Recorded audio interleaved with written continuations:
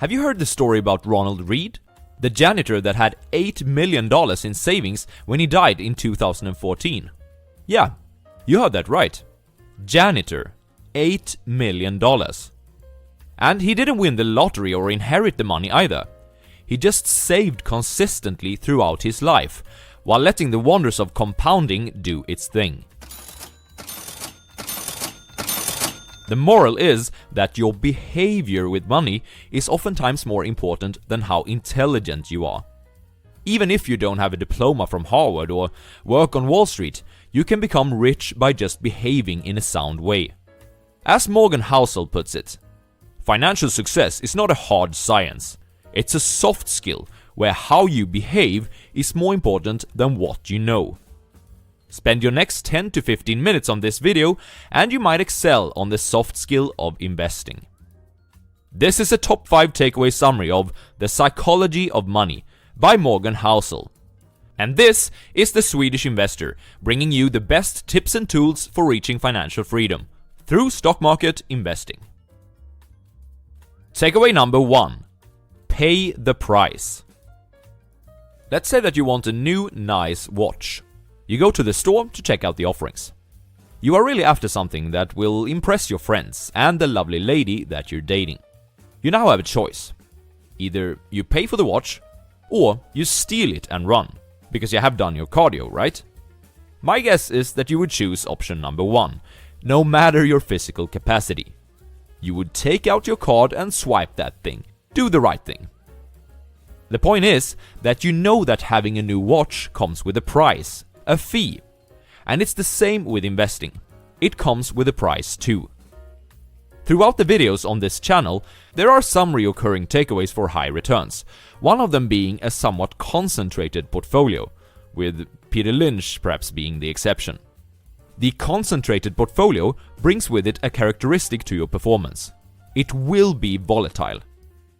This is the price, the fee, for having high returns in the stock market over the long term. If you don't have the stomach to stay the course when your net worth decreases by, say, 20% during a single week, as 2 of your major holdings report quarterly earnings below what analysts expected, don't aim to maximize your returns, because the higher the returns, the higher this fee typically is. Let's say you already 10 years ago could visualize Netflix's bright future. You invested a large portion of your net worth in the stock. Well, you would be quite a rich person today. However, could you afford paying the price for this journey? Netflix has, during this period, had many major downturns.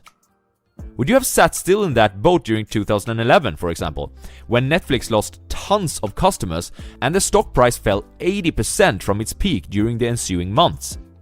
Your portfolio returns would look terrible. What would you tell your spouse and your kids? Could you stomach facing them, knowing that you might have endangered their future? Would you still think that being almost all in Netflix is a good idea? This is, of course, an extreme example, but even if you have something less extreme than an all-in Netflix approach to investing, you'll have to pay the price of volatility nonetheless. Let's say that you bought an S&P 500 index fund in 1980. You'd still have to face about 13 years combined when your investment portfolio was down 20% from its high, and about 8 months when it was down 50%. That's tough. Stock market investing is a great thing that enables wealth creation like few other options. But don't try to fool yourself. It doesn't come for free. All investors will experience volatility, and you have to look at this as the price you pay for a brighter future. Takeaway number 2. Never enough. It's a very interesting phenomenon that you can hand somebody a $2 million bonus and they're fine until they find out that the person next to them got $2.1 million, and then they're sick for the next year. Capitalism is great at doing 2 things: generating wealth and generating envy. The urge to surpass your neighbors, peers, and friends can help energize your hard work and strive to really make it. And, of course, being motivated into becoming more productive and doing meaningful work is a good thing, but social comparison can also cause us to feel like we're never enough. Let's look at some statistics. To belong to the top 1% highest income earners in the US, you'd have to earn somewhere around $500,000 a year. That's what a highly specialized doctor, let's call him Bill, earns. And by almost any standard, Bill would be considered rich. He can afford to drive nice cars, go on long vacations to exotic countries, perhaps hire someone to do work which he thinks is tedious, etc. Bill has been feeling good about himself and what he has achieved financially in his life. Well, that was only until he bought a vacation home in the Hamptons and realized that he had Stan as his neighbor. Stan belongs to the top 1% of the 1%. He is a CEO of quite a large public company and earns a staggering $10 million per year. Now, you'd hope that at least Stan would be satisfied with his financial achievements. But nope. This guy was a childhood friend of Michael Jordan. And this all-time great basketball player is someone who belongs to the 1% of the 1% of the 1%.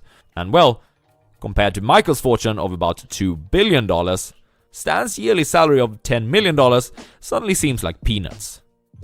Does it end here? Well, no, it doesn't. Because Michael occasionally attends parties with celebrities, where a guy named Jeff Bezos shows up.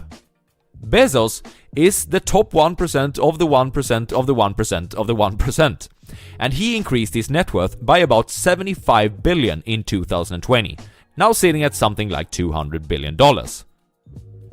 There's always a bigger fish. The type of envy which has emerged from comparisons of this kind has caused a lot of people to do foolish things throughout history. Some have leveraged their portfolios to the teeth in order to move up to a higher pyramid, just to lose it all and then commit suicide. Some have acted on insider information and lost both personal reputation and then later their freedom when they've gone to jail. Many have forsaken their families and then had their partners leaving them or cheating on them, or both, as a result.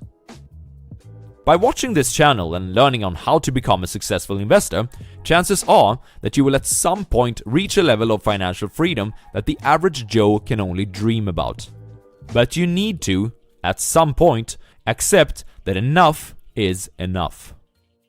We will not trade something that we have and need for something that we don't have and don't need, even if we kind of like to have it. Takeaway number 3. Crazy is in the eye of the beholder. At a first glance, it seems like a lot of people do crazy things with their money. Some spend it in ridiculous amounts on ridiculous items, and others hide it under their mattresses.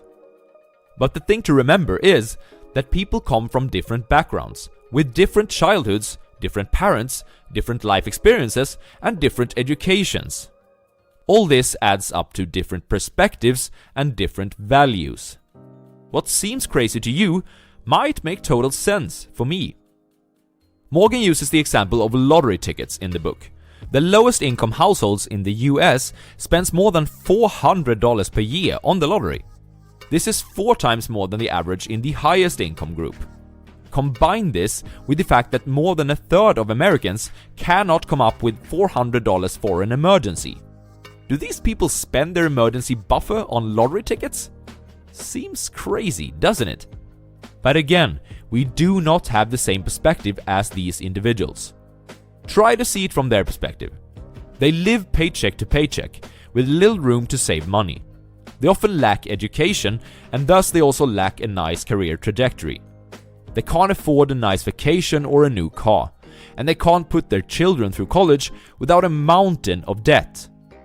Buying a lottery ticket is their way of buying into the dream that many of us already live. That is why they buy more lottery tickets than we do. Not so crazy, after all, perhaps. So, how does this make you a better investor? For one thing, by acknowledging that we are different, we become less tempted to copying an investment portfolio or strategy which doesn't suit our own goals. For example, our risk profile might be higher than that of a billionaire's, as our focus is more on the getting rich part and not so much about staying rich. Copying the billionaire's portfolio might be suboptimal for your goals. Acknowledging differences can also help us to say no more easily to investments that are outside our own circle of competence. Take GameStop, for example. As I am not a trader, I didn't participate in this drama at all. It's simply not my card to play. Understanding different people's perspectives, or at least that there are different lenses to see the world through, will help you make better sense of our society and lead you on the path that is yours. Takeaway number 4. Peekaboo! What does the Great Depression, World War II, the financial crisis, and COVID-19 all have in common? They were all events which shaped our society, they had huge impacts on the financial markets, and they were pretty much impossible to foresee. Nassim Taleb, who is one of my favorite authors, would refer to these events as black swans. The definition of a black swan is that 1. It's an outlier.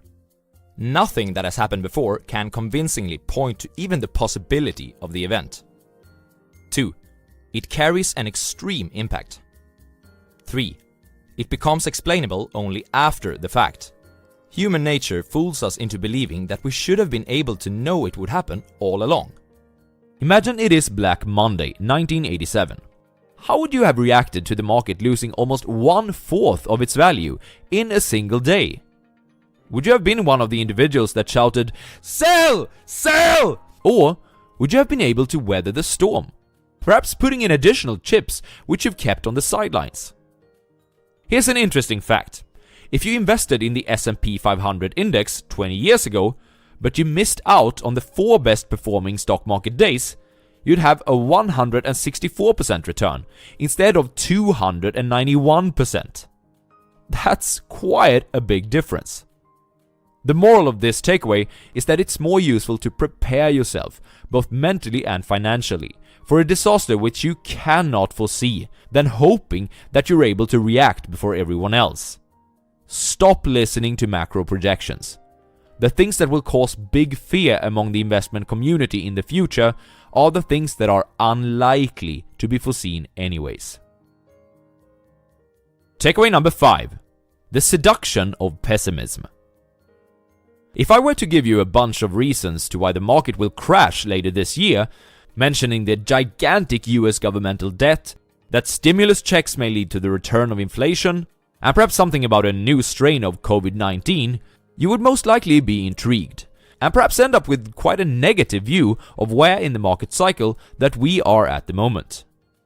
Were I instead to give you examples of why things probably will continue to get better, by showing how life expectancy is rising, how sustainable energy is getting cheaper, or how computing power is exploding, you would most likely shrug your shoulders and not think twice about it. We all know that the pessimistic person sounds so very intelligent, and the optimist sounds naive in comparison. Why is that? Daniel Kahneman, the author of Thinking Fast and Slow, says that asymmetry towards loss and listening to pessimists is an evolutionary trait. When directly compared or weighted against each other, losses loom larger than gains. Organisms that treated threats as more urgent than opportunities have a better chance to survive and reproduce. We tend to listen to pessimists more carefully, not only for evolutionary reasons, but also because progress happens much slower than setbacks do. Progress rarely happens overnight, but setbacks often do. Because tragedies and setbacks happen during much shorter time periods, it's much easier to create an intriguing and persuading story around it, and thus it receives more attention. To create an optimistic story about the future, we must look at longer time horizons. This often becomes more vague and less dramatic. Knowing that you will perhaps be more fascinated by a pessimist and less so by an optimist can perhaps help you becoming less asymmetric towards this in the future. The world is better than you think, as Sweden's Hans Rosling would have said. So, you are not going to get rich in the stock market without paying the price of volatility. Envy is the worst of the 7 deadly sins. Never risk what you have and need for what you don't have and don't need. Different perspectives cause different courses of action to become reasonable or rational. Instead of trying to foresee disasters, prepare yourself mentally and financially so that you can survive them. And be careful when taking investment advice. Understand that pessimism appeals more to your survival instincts than optimism does. That was it for today, but that was not it from Morgan Housel. Check out his book, it's a real gem. Here's a suggestion on what you can watch next if you want to understand more about human psychology and its relation to money. Cheers!